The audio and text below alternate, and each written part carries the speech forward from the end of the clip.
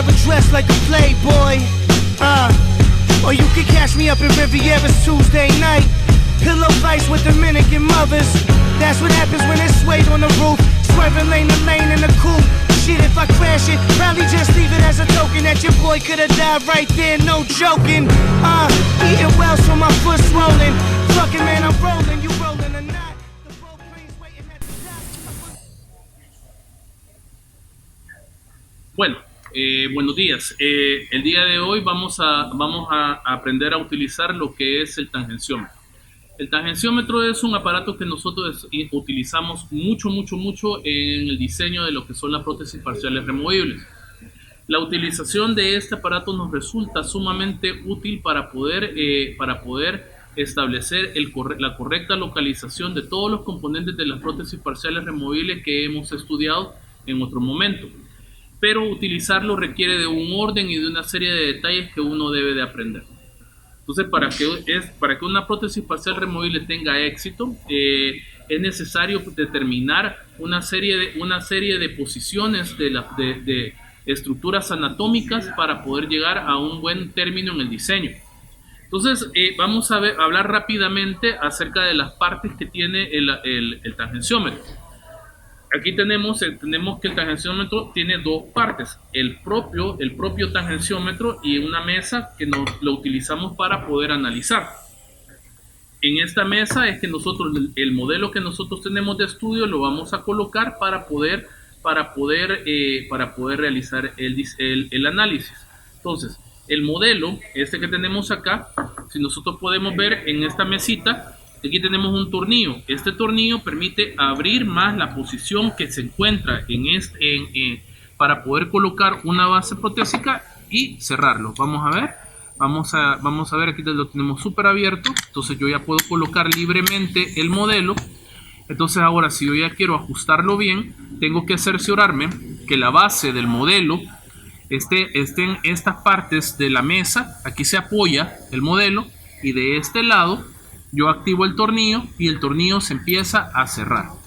Entonces yo voy a fijar el modelo súper bien, ¿verdad? Súper bien, apretando este tornillo, y esto ya no se mueve.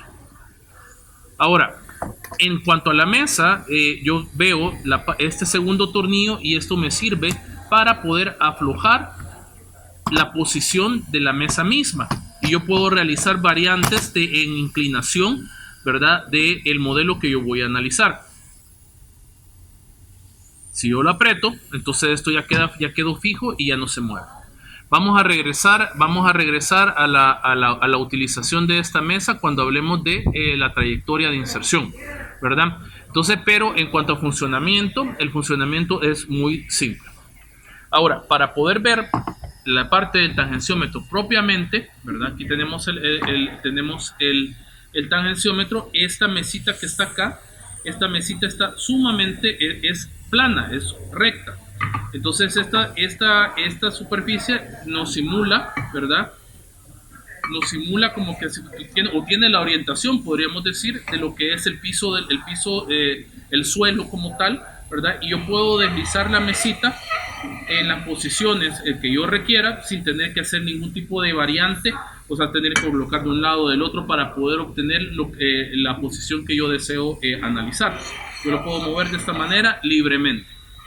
Entonces, tengo esta parte de la superficie del tangenciómetro, tengo este brazo, ¿verdad? Tengo esta parte vertical y este brazo horizontal, ¿verdad? Que me sirve para poder colocar propiamente el brazo que va a analizar y que yo voy a poder mover. En este tornillo que está acá, yo lo puedo aflojar o lo puedo apretar, ¿verdad? Para permitir la libertad del movimiento de esta manera.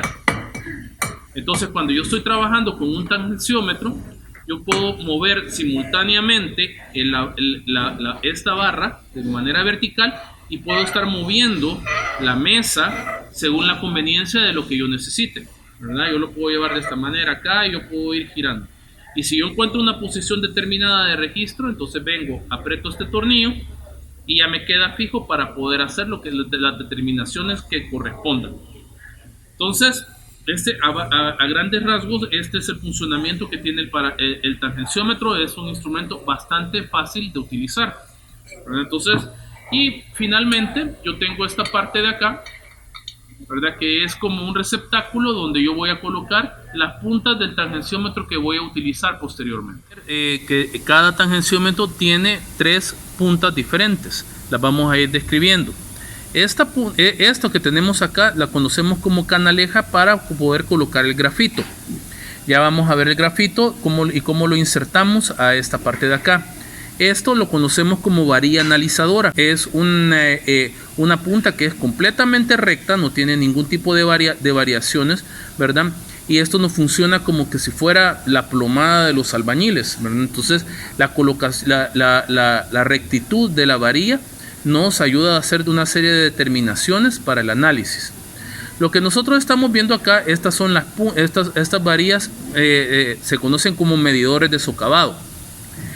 Tenemos 3 tipos de medidores de socavados. Estos 3 tipos correspondían a los 3 tipos de materiales con que nosotros podíamos trabajar, ¿verdad? Entonces teníamos un medidor de socavado para cuando los removibles estaban hechos de oro. Tenemos un medidor de socavado específicamente para aleaciones que son nobles, y tenemos medidor de socavado para aleaciones base. Nosotros actualmente hacemos las prótesis parciales removibles en aleaciones que son base. Entonces vamos a ocupar específicamente el medidor de socavado que corresponde, que vendría siendo esta, ¿verdad? ¿Cómo sé yo distinguir entre cuál es cuál? Entonces yo tengo que analizar, tengo que observar bien lo que son las puntas de estos medidores de socavado, que son estas partes que yo puedo ver acá, que en algunas partes en algunos libros se conocen como lentejas, ¿verdad? Que son estas rueditas, ¿verdad? Que se encuentran más anchas con respecto al grosor de la varilla, ¿verdad? Entonces estas lentejas hay que son unas que son más grandes y unas que son más pequeñas. Entonces la que nosotros utilizamos, la lenteja que nosotros seleccionamos para poder ocuparlas en las aleaciones base, es la más pequeña, ¿verdad? Que vendría correspondiéndose a esto. Después las lentejas se van haciendo más grandes y esos son para más materiales. ¿Por qué se debe esa diferencia en los tamaños de la lenteja? Se debe a la rigidez que tendrá el componente que vamos a diseñar. En este caso serían los retenedores directos. Entonces, para tener una rigidez en una aleación base, entonces puedo obtenerla con grosores menores, ¿verdad? Si yo quiero obtener la misma rigidez en una aleación noble, entonces tengo que tener mayor grosor y por lo tanto tengo que ocupar la lenteja que es más gruesa. Entonces es para poder hacerlo, pero como en la actualidad nosotros ya no utilizamos aleaciones de oro para poder hacer removibles, entonces realmente estas no se utilizan, sino que vamos a utilizar solamente una. Y esta punta que podemos ver acá se utiliza en el momento que se hacen coronas analizadas, ¿verdad? Entonces coronas analizadas es un tema que no corresponde en este momento, pero nosotros lo utilizamos para poder hacer planos guías, para poder recortar la cera y poder confeccionarlos. Entonces tampoco vamos a hablar. Entonces realmente nosotros vamos a ocupar durante este análisis estas 3 puntas que tengo acá, que son las que más se utilizan: la canaleja con el grafito, y podemos verle la varilla analizadora y el medidor de socavado para aleación base, que sería correspondiente a 0.01 pulgadas, ¿verdad? Entonces estos son, y estos 3 no los vamos a utilizar. Una parte importante de las puntas que nosotros utilizamos es el grafito. Esta es una mina de grafito que utilizan los ingenieros y los arquitectos, ¿verdad? Esto se puede comprar en una librería del Office Depot, o pueden ir a una librería, la Ibérica, y pueden pedir. Aquí podemos ver la cajita. Vamos a ver, la mina de por sí tiene un grosor de 2 milímetros, ¿verdad? Entonces se ocupa para este tipo de portaminas. Entonces esta mina ya viene lista para ser utilizada. Algunas otras personas lo que utilizan son las minas que se vienen dentro de los lápices, y tienen que estarse quitando toda la madera alrededor del lápiz para poder obtener la mina. Entonces creo que es innecesario tener que estar haciendo ese procedimiento cuando uno puede ir a comprar directamente la mina, ¿verdad? Entonces Esto es bien importante de tener varias a disposición, porque el grafito se va desgastando a medida que yo voy haciendo el análisis. Y el grafito desgastado no necesariamente registra los ecuadores protésicos que yo voy a analizar posteriormente. Entonces tengo que estar cambiándolo cada cierto tiempo, dándole vuelta. O sea, significa que no me tengo que encariñar con el grafito como tal, ¿verdad? La segunda cosa que yo tengo que entender del grafito es de que no tengo que ser tacaño con el grafito que voy a utilizar. Y tengo que ser muy cuidadoso. Entonces, se considera de que el grafito en una longitud como de este largo, yo lo puedo utilizar para poder hacer mi análisis. Entonces, con mucho cuidado, yo voy a quebrar.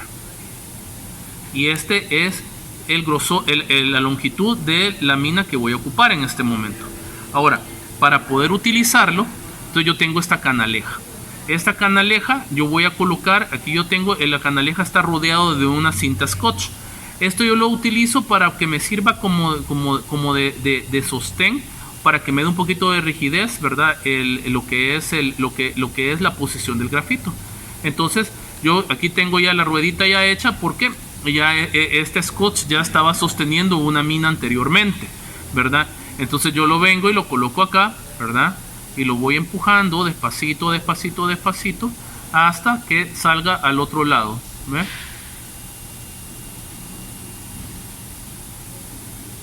Y lo voy llevando hasta que me quede un pedazo de fuera, un pedazo de fuera de la canaleja. Entonces esto, de esta manera yo ya tengo listo, ¿verdad? Para poder colocar. Entonces posteriormente viene la inserción de esto, ¿verdad? En el tangenciómetro. Y esto lo voy a realizar de la siguiente manera.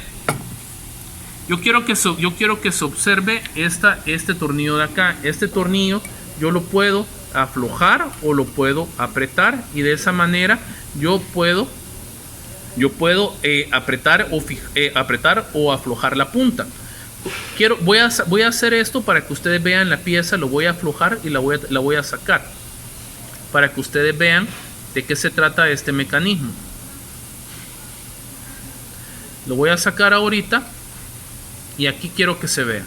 En este hueco que está acá es donde se colocan las puntas, en este caso el grafito. Vea que vamos a hacer acá. Yo lo voy a colocar en la parte de acá. ¿Ve? Y ahí está. ¿Ven? Entonces yo voy a apretar la posición de esto. Yo la voy a apretar. Ya sea activando el tornillo para un lado o para el otro, para poder removerlo, para poder ponerlo. Vamos a volver a colocar esto acá, y esta es la posición.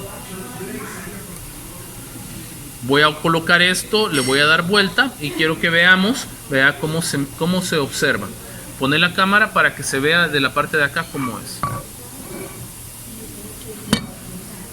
No sé si se alcanza a ver.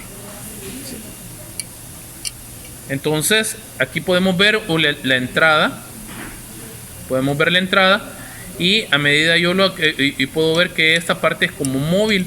Entonces me debe de coincidir el hueco que vimos en esta pieza al inicio con el hueco de lo que es la varilla o la barra, con la vertical con la que vamos a mover para poder colocarlo. ¿Se alcanza a ver? Ok. Entonces vamos a colocar. Vamos a volver a hacer. Voy a ocupar otra punta para que ustedes puedan ver. Entonces yo lo que hago es esto. Voy buscando. Y ya está en posición, ya está colocado. ¿Ven? Entonces ahora lo que voy a hacer es que voy a apretar el tornillo, ¿verdad? Entonces esta punta ya no se va a poder mover, queda fijada. Vale, hoy lo vamos a hacer, pero lo vamos a hacer desde este punto de vista. Yo lo que quería era que vieran los dos orificios por donde deben de entrar. Entonces generalmente al principio, en el primer momento, cuando no puedo ocupar este tangenciómetro, no tengo que verlo. Pero ya cuando uno adquiere cierta práctica, ¿verdad? Uno lo que hace es que la parte del tallo, de la punta, voy buscando los huecos y lo introduzco hasta cierta profundidad, ¿ve? Y lo aprieto. Ya me queda ahí. Y ya estuvo. no tiene tanta ciencia, solamente tengo que fijarme. Vea cómo va esto. Entonces, donde representa un poquito de problema es en el grafito como tal, porque el grafito es bastante quebradizo y si yo aprieto demasiado el tornillo lo puedo quebrar. Entonces quiero que se vea esta parte nuevamente. Aquí tenemos esta parte, ¿verdad? Y tenemos el tornillo donde presiona. Entonces yo lo que tengo que hacer es que la parte de la canaleta, esto que está acá que veo, no el grafito sino la canaleta, me tiene que quedar contra la rosca del tornillo. O sea, si esto está acá, ¿verdad? Yo tengo que buscarle el ladito y colocarlo y voy buscando que la canaleta queda en la parte de acá. ¿Por qué? Porque ahí es donde el tornillo va a apretar. Entonces si yo aprieto demasiado, el grafito se va a quebrar. Entonces la canaleta sirve como refuerzo para que no se vaya a quebrar. Igualmente yo no tengo que apretarlo mucho, porque aunque existe esa canaleta, si lo aprieto demasiado también se quiebra. Entonces solamente me tengo que conformar con apretarlo un poquitito para que se mantenga en posición. Ustedes ven, no se mueve. El grafito hay que tener mucho cuidado para poder utilizarlo, porque por esa misma fragilidad se puede quebrar. Entonces tengo que fijarme bien de que para no estar cambiándolo y gastando y todo eso, entonces tengo que fijarme muy bien, ¿verdad? De la posición que está cuando yo no lo estoy utilizando. Entonces las puntas, si yo no estoy utilizando y voy a estar cambiando el modelo y todo eso, tiene que estar lo más arriba posible y después yo lo voy a bajar. Una cosa que no he hablado es el tema de lo que es la barra analizadora como tal. Entonces este tornillo cuando yo lo aflojo va a caer por su propio peso de esta manera. Entonces vamos a ver, y esto cae solito. Entonces, ¿qué significa esto? Que esta barra, para poder ser utilizada, tiene que estar muy bien lubricada, porque si yo no la lubrico, no voy a poder hacer los movimientos libres que yo necesito para poder ir registrando la posición. Entonces antes de iniciar un proceso de análisis, yo tengo que lubricar esto y verificar que lo puedo mover libremente. Si no lo puedo mover libremente, les recomiendo no hacerlo, no hacer ningún tipo de procedimiento de diseño ni de análisis hasta que yo no lo haya lubricado. ¿Con qué se lubrica? Lo pueden lubricar con un poquito de vaselina, pero idealmente con el aceite lubricante de las piezas de mano. Se colocan en estas entraditas de acá y se mueve así múltiples veces la barra hasta que yo ya sienta la libertad de movimiento, ¿verdad? Entonces es bien importante eso para poder manipular. Uno de los temas más importantes dentro de la prostodoncia es entender lo que es la trayectoria de inserción. En clase ya hicimos un análisis de la importancia de la trayectoria de inserción, o la vía de inserción como se conoce, no solamente para prótesis parcial removible, sino también para fija. Entonces, para poder nosotros planificar esa trayectoria de inserción dentro de un futuro aparato removible, nosotros tenemos que realizar análisis en distintas posiciones. La más importante de todas es la que nosotros llamamos como la perpendicular al plano de oclusión, ¿verdad? Entonces para eso nosotros tenemos que orientar nuestro modelo, ¿verdad? Para que poder reproducir esa perpendicularidad del plano de oclusión. Y nosotros tenemos que verlo individual dentro de cada modelo, porque no lo podemos generalizar. Entonces nosotros tenemos que ajustar esto para poder reproducirlo, ¿verdad? Entonces eso lo tenemos que hacer utilizando, lo más común que utilizamos, esta es mi licencia de conducción. Pueden ocupar su DUI, un carnet. Lo único que tienen que fijarse que no esté muy doblado, ¿verdad? Sino que esté lo más recto posible para poder hacerlo. Entonces yo tengo que colocar este carnet encima de las superficies oclusales e incisales del modelo que yo voy a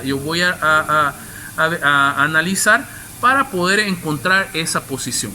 Entonces lo primero que tengo que hacer es colocar este carnet. Lo voy a colocar acá. Quiero que vea, en un acercamiento se ve que esto no está recto, ¿verdad? Ni tampoco está recto. Si yo le doy vuelta a esto, y no lo voy a obtener, ¿verdad? Entonces yo tengo que hacer que esto quede recto. ¿Cómo lo hago? Yo lo tengo que hacer a través, ¿verdad?, de aflojar el tornillo de la mesa, ¿verdad?, y empezar a mover esto de forma tal que esto quede recto en las dos posiciones que yo vi. Entonces yo tengo que ver, ya mejoró la posición, pero todavía de repente no está. Entonces tengo que fijarme bien de que el carnet esté apoyado en los dientes. No tiene que apoyar sobre lo que sean excesos del modelo de yeso, tal vez mal recortado ni nada de eso. Siempre el carnet debe de estar sobre tejido, sobre las superficies oclusales de los dientes. Entonces lo que yo voy a hacer, ahorita van a ver que ya me levanté, hoy estoy al mismo nivel del carnet y lo voy a tratar de nivelar. Yo estoy viendo y estoy tratando de que me quede recto. ¿Ya? Y aquí puedo ver que ya lo tengo recto. Ahorita Nefi va a enseñar que esto ya quedó recto en la parte de acá. No tuve que hacer mucho ajuste. Después de tanto tiempo de hacerlo, uno ya va agarrando como una idea.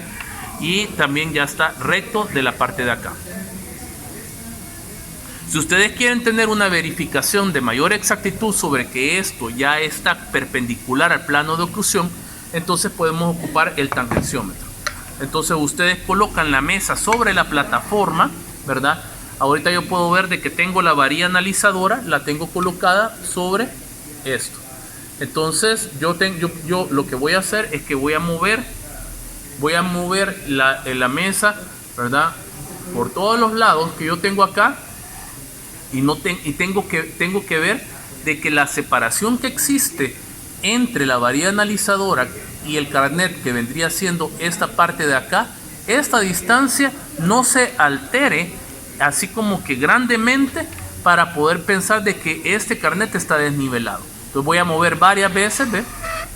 Voy en distintas posiciones y voy a ver de que la distancia no se altera. Entonces aquí yo ya sé de que lo tengo perpendicular. Este es el plano oclusal y esta es la perpendicularidad del plano oclusal. ¿Ya? Entonces yo aquí ya estoy claro de que yo ya puedo iniciar mi proceso de análisis. El proceso de análisis es bastante rápido. Si uno ya después de cierto tiempo de hacerlo, ustedes se van a dar cuenta de que el proceso realmente se tarda menos de 5 minutos cuando uno ya lo aprende a hacer ya bastante bien. Entonces, para tener una metodología ordenada, ahorita que ya lo tenemos esto orientado perpendicular al plano de oclusión, yo tengo que ver cuáles son las cosas en las cuales yo voy o los dientes en los cuales yo voy a seleccionar, voy a realizar el diseño de mi removible. Entonces viene cuáles son los dientes que yo voy a analizar. Este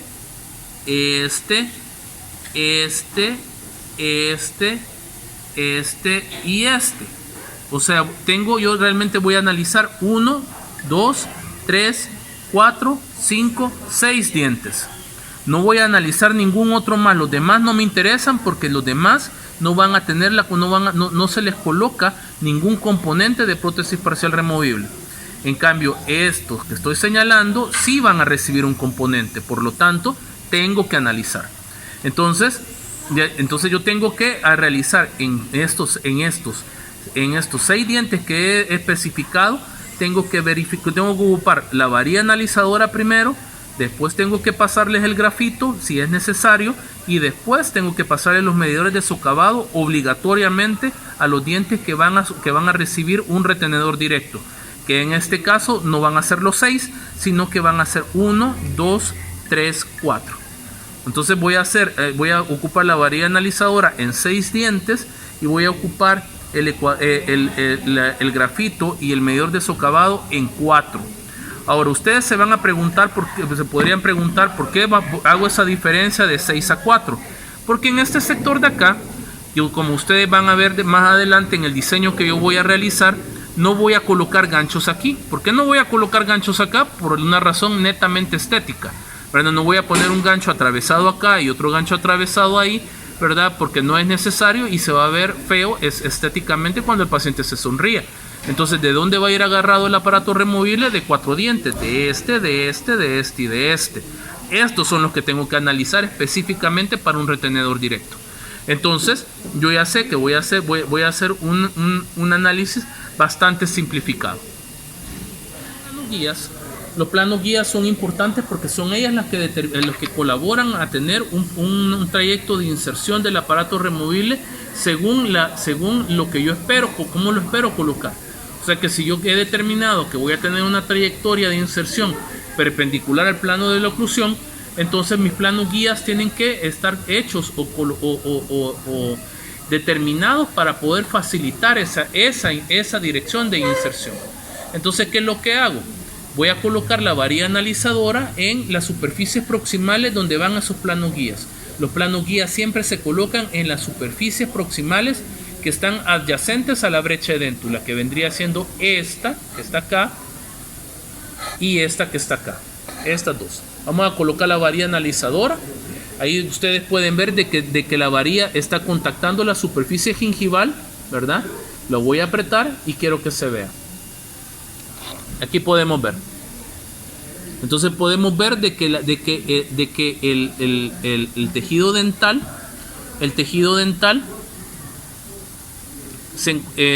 la varilla analizadora contacta con la parte cervical, del diente, y la parte oclusal de la superficie está libre. Entonces yo ya tengo que ver que en realidad yo no tengo un plano guía y tengo que construirlo. ¿Cómo lo puedo construir? Bueno, depende. Puedo construirlo puedo colocar una resina en la parte de acá, puedo hacer una corona analizada, o tal vez podría desgastar un poquitito en la superficie cervical, pero eso hay que tener mucho cuidado en esa cuestión, porque si yo desgasto demasiado puedo generar sensibilidad en el paciente. Entonces vuelvo a aflojar el tornillo, ¿verdad? Para poder salir de la posición que yo había fijado, muevo la mesa y me voy en esta parte de acá y vuelvo a fijar el tornillo. Nuevamente me encuentro con esa situación que está contactando más en cervical, pero no contacta en la parte oclusal. Entonces no puedo establecer un plano guía a menos que yo le coloque resina en la parte oclusal o desgaste en cervical. Entonces ahí en la hoja de diseño hay una parte donde dice desgaste selectivo y hay una parte donde dice plano guía.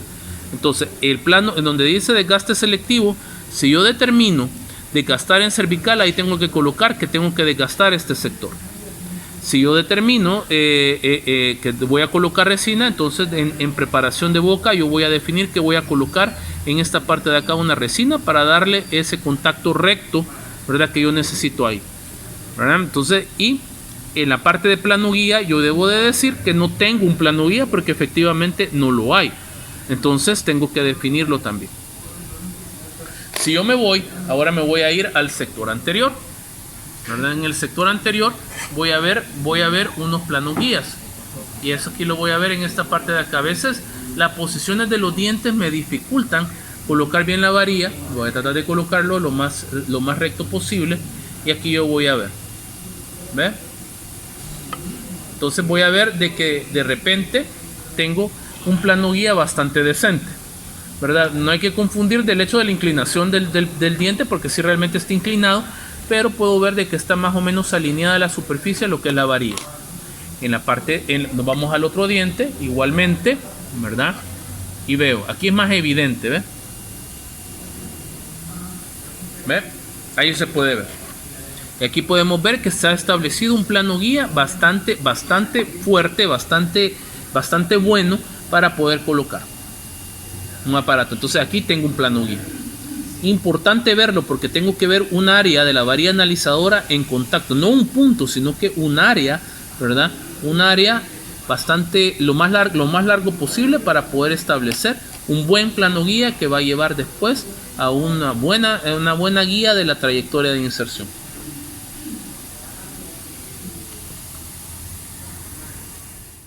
Bueno, hicimos un pequeño break en el video, ¿verdad? Y vamos a retomarlo, y hoy lo que vamos a ver son las interferencias protésicas.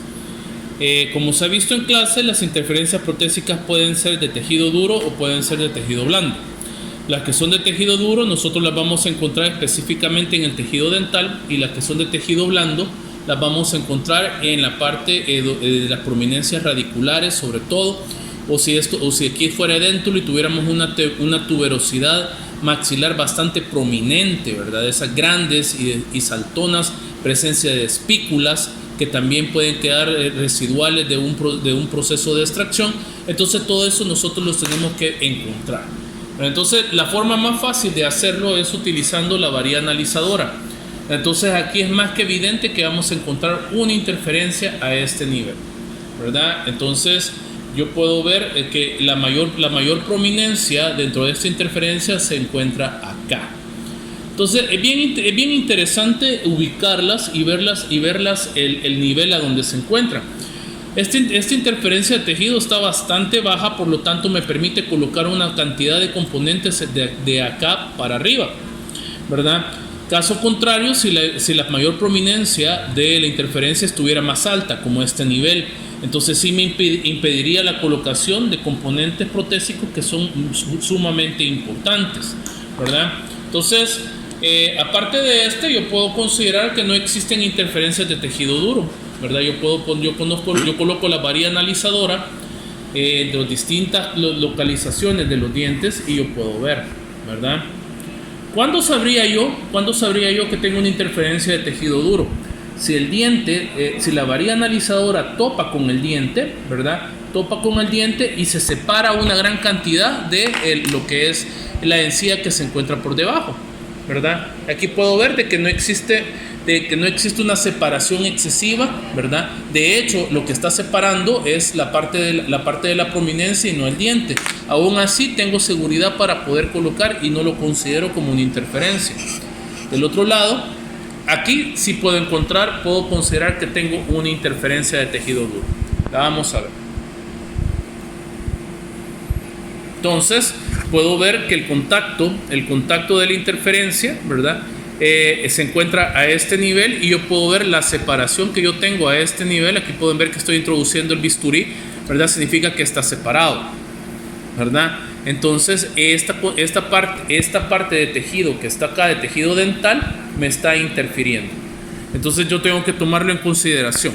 Entonces aquí podemos ver una interferencia de tejido duro, ¿verdad? Entonces yo me voy a mi ficha, ¿verdad? Y después yo realizo ya mis anotaciones sobre la presencia de estos elementos. Lo importante de detectar interferencias, aparte de obviamente reconocerlas, es valorarlas y ver si yo puedo modificarlas. Porque, por ejemplo, esta interferencia de tejido duro, si yo desgasto el tejido de tejido dental que se encuentren a este nivel, yo fácilmente puedo superarla, ¿verdad? En cambio, una interferencia de tejido blando al nivel que nosotros le encontrábamos, por ejemplo, esta parte de acá, o sea, yo no puedo hacer una cirugía y quitarle esta prominencia de hueso, porque entonces ya tendría un poquito de problemas con respecto a lo que es la raíz. Podría causar una fenestración, una cosa así. O sea, lo que quiero decir es de que es mucho más fácil resolver una interferencia de tejido duro que una de tejido blando, ¿verdad? Entonces, las de tejido duro yo las puedo modificar tranquilamente, pero las de tejido blando no, y eso me podría contraindicar algunos componentes del diseño que yo pienso hacer próximamente.